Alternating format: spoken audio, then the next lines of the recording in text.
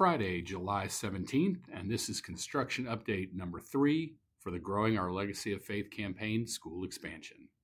The new 11th Avenue car line and parking on Mallory Street are nearly finished.